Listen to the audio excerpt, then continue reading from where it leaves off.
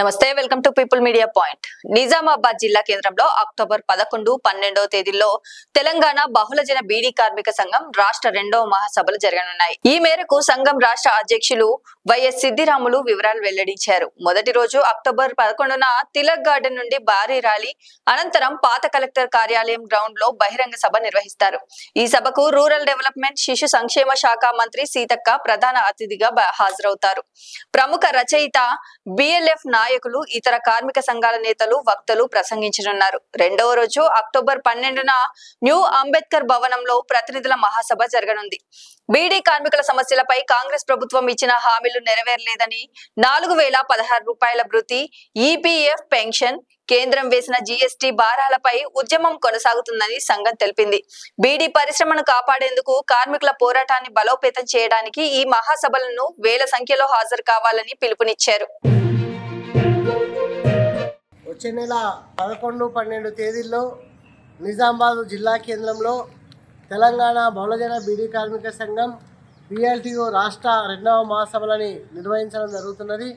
దాంట్లో భాగంగానే ఇవాళ నిర్మల్ జిల్లా కుంటాల బీడీ సెంటర్లో, రాజకమల్ బీడీ సెంటర్లో వాళ్ళ గోడ పోస్టర్లని ఆవిష్కరణ చేయడం జరుగుతున్నది. అక్టోబర్ 11వ తారీఖు శనివారం నాడు మధ్యాహ్నం 2 గంటలకు భారీ ర్యాలీ ఉంటుంది. తిలక్ గార్డెన్, అంబేద్కర్ భవన్ నుండి భారీ ర్యాలీ స్టార్ట్ అయ్యి అదేవిధంగా మధ్యాహ్నం 2 గంటలకు పాత కలెక్టర్ గ్రౌండ్లో వేలాది మంది కార్మికులతోటి గొప్ప బహిరంగ సభను నిర్వహించడం జరుగుతున్నది. ఈ బహిరంగ సభకు ముఖ్య అతిథిగా శిశు సంక్షేమ శాఖ మంత్రి అయినటువంటి మంత్రి సీతక్కని ముఖ్య అతిథిగా పిలవడం జరుగుతున్నది.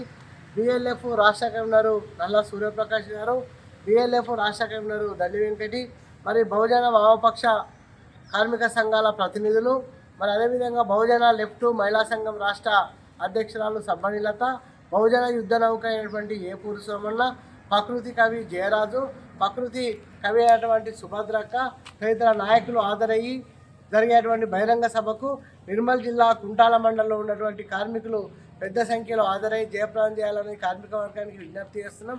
ఇప్పటికైనా తెలంగాణ కాంగ్రెస్ ప్రభుత్వం గడిచిన ఎన్నికలలో బీడీ కార్మికులకు ఇచ్చిన మాట ప్రకారంగా ఎలాంటి షరతులు లేకుండా 2014 కటాఫ్ డేట్ తొలగించి 4016 రూపాయల జీవన భృతి ఇవ్వాలని, అదేవిధంగా కేంద్రంలో ఉన్నటువంటి మోడీ బీజేపీ ప్రభుత్వము ఈపీఎఫ్ పెన్షను 2018లోనే 3000 రూపాయలు మినిమం పెన్షన్ ఇస్తామని గజెట్ నోటిఫికేషన్ తీసుకురావడం జరిగినది. ఈరోజు కూడా 3000 పెన్షన్ ఈ నాటికి అమలవుతలేదు.